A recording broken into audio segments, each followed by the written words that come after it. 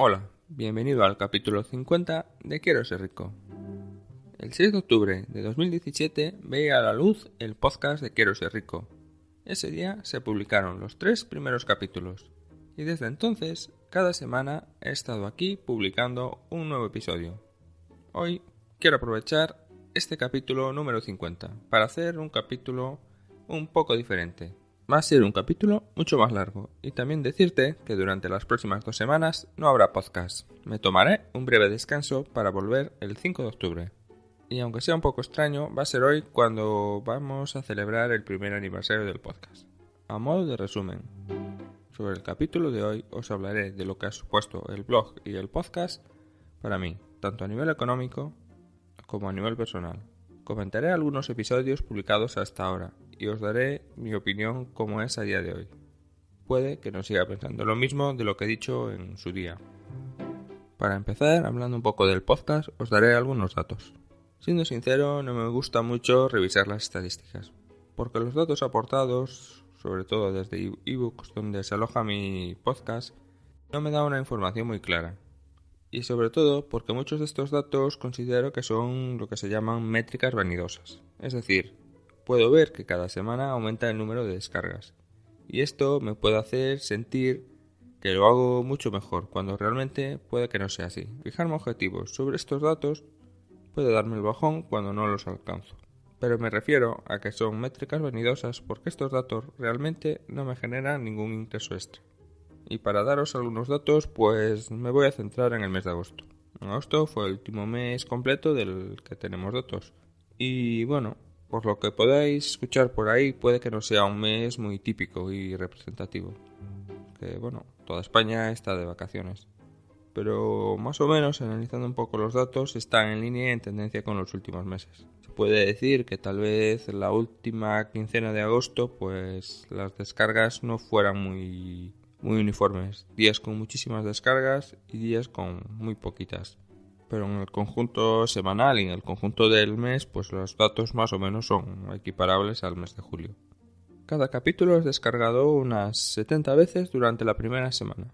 Y cada semana llego a más de 300 descargas entre los diferentes capítulos. En agosto exactamente fueron 1482 descargas.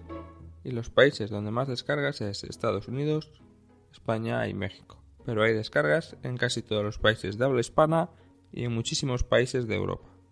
El podcast de Quiero ser rico está disponible en las principales plataformas de podcast. El alojamiento inicial del archivo de audio está en iVoox y desde allí se exporta a iTunes, a SoundCloud y a Spreaker, y desde Spreaker va a Spotify, a YouTube y a alguna plataforma más. También me puede escuchar directamente en el blog, tanto desde la home como la entrada que acompaña cada capítulo. Ahora os voy a comentar algunos datos económicos del podcast. Lo más destacado del podcast es el libro Quiero ser rico. Para los que no me escuchéis habitualmente o solo me habéis escuchado los últimos capítulos, pues sí, he escrito un libro. Se llama Quiero ser rico. Consigue la libertad financiera en 5 pasos. Estas últimas semanas no lo he estado promocionando. Y el libro fue lo más importante del podcast para poder monetizarlo. Salió publicado el 1 de marzo y estuvo gratis durante la primera semana. Durante esa semana hubo 90 ventas. Y después de eso pues se han vendido unas 6 unidades más y también ha estado de alta en KDP Select, que es lo que se conoce como Kindle Unlimited, donde los usuarios pagan una cuota de suscripción y pueden acceder a todos los libros del catálogo. Amazon dice que el libro son unas 105 páginas según su sistema de medida. Y los usuarios se han leído unas 1337 páginas, es decir, unos 12 libros completos. Y todo esto me da unos ingresos aproximadamente de 30,75 euros, 9,36 dólares y unos 111 pesos mexicanos. Y todos estos datos son hasta el 1 de septiembre. Decir que, os he dado los datos en las diferentes monedas, en 3 monedas diferentes, porque son los datos que me facilita Amazon. Dependiendo del mercado donde se haya vendido el libro, pues me da los datos en su moneda local. El libro, de momento, está solo disponible en Amazon.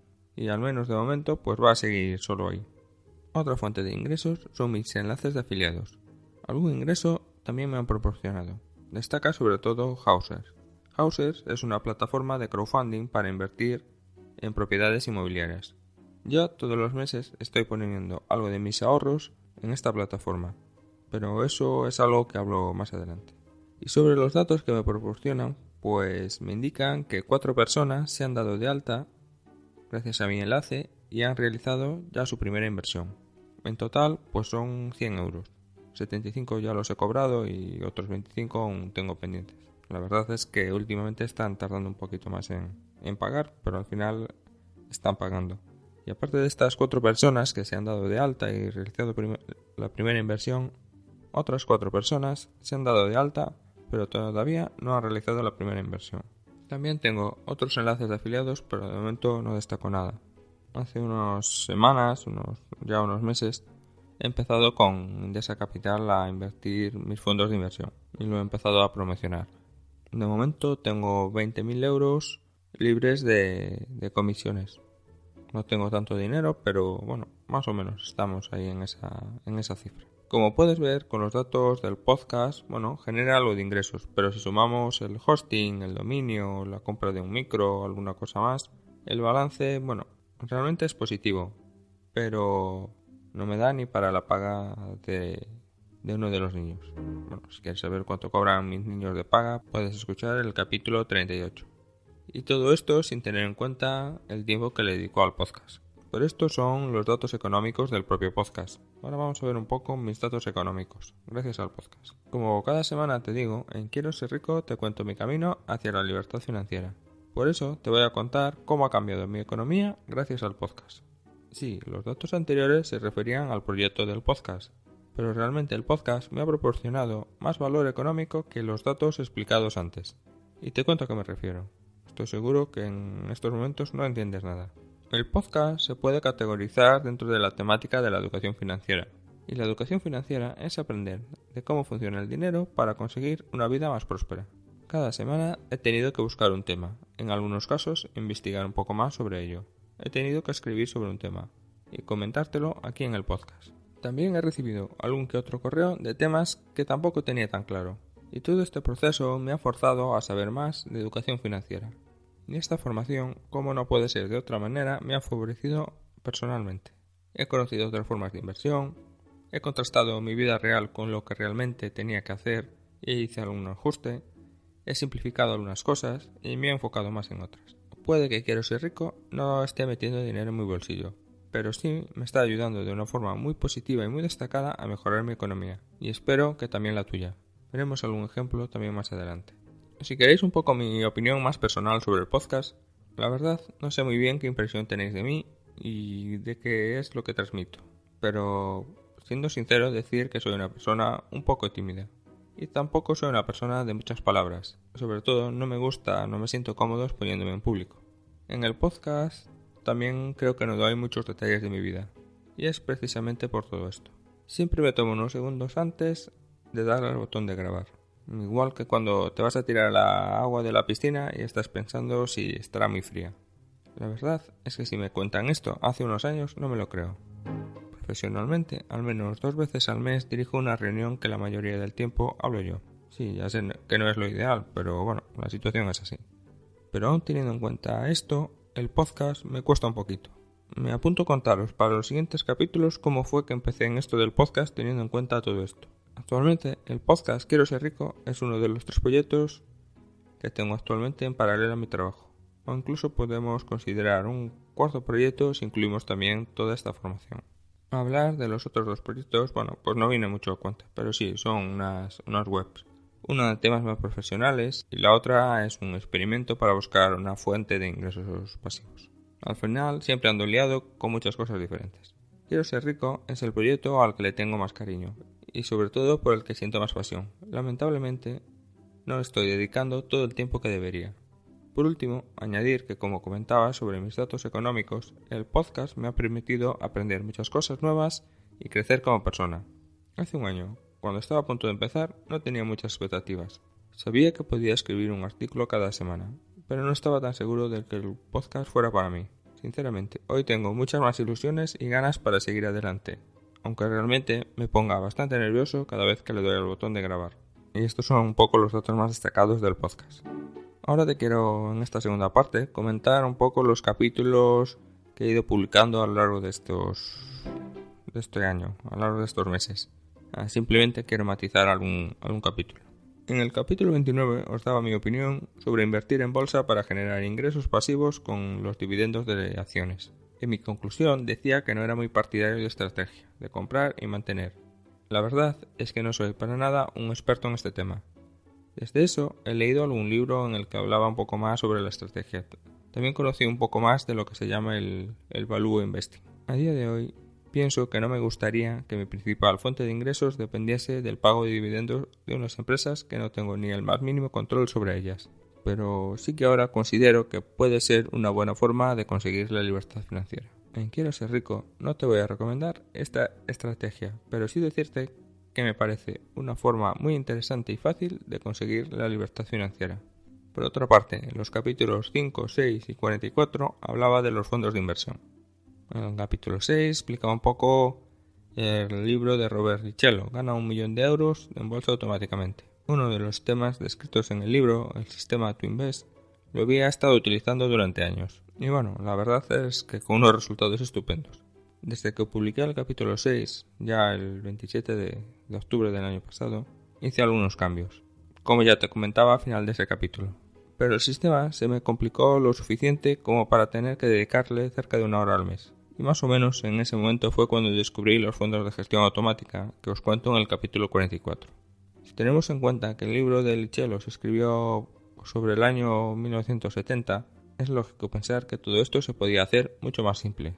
Y precisamente para eso en los últimos meses han llegado lo que se llama los robo-advisors, que usan una metodología muy similar a la explicada en el libro, pero sin que tú tengas que hacer nada. Por este motivo, en el mes de junio me cambié a Indesa Capital. Estoy seguro de que no hubiese descubierto todavía Indesa Capital si no fuese por el podcast de Quiero ser rico. En las notas del programa tendrás los enlaces a todos estos capítulos. Otros capítulos bastante destacados son los capítulos que he dedicado al crowdfunding. Cuando empecé Quiero ser rico quería hablar de muchos temas diferentes sobre educación financiera, pero no tenía muy claro en qué especializarme o qué haría un poco diferente al resto de personas que tratan este tema. Los capítulos relacionados con el crowdfunding fueron la clave en este aspecto. A día de hoy considero que el crowdfunding no es la forma óptima de invertir. Incluso estoy seguro que mucha gente considera que esto no es una inversión, porque realmente esta inversión no la controlas tú. Existen intermediarios que se quedan con una comisión, y sobre todo porque nadie va a cuidar mejor de tu dinero y de tus inversiones que tú mismo. Pero dicho esto, te quiero contar porque considero muy bueno el crowdfunding. El crowdfunding permite acceder a inversiones que no están al alcance de pequeños ahorradores. No requieren de mucho tiempo ni de muchos conocimientos, ni tampoco de mucho dinero. Te permite invertir cada mes y te permite diversificar. Considero que el crowdfunding tiene muchas más ventajas que estas 4 que te acabo de enumerar. Pero resumiendo un poco, los capítulos relacionados con el crowdfunding me permitieron encontrar una excelente forma para invertir, que yo mismo estoy aplicando. Me permitieron resolver unos problemas que tenía desde hacía bastante tiempo, y estoy seguro que muchos de vosotros tenéis. ¿Qué hacer con mis ahorros para sacar un poco más de rendimiento? También me permitieron buscar un campo en el que especializarme. Pequeñas inversiones para trabajadores que consiguen ahorrar algo de dinero cada mes.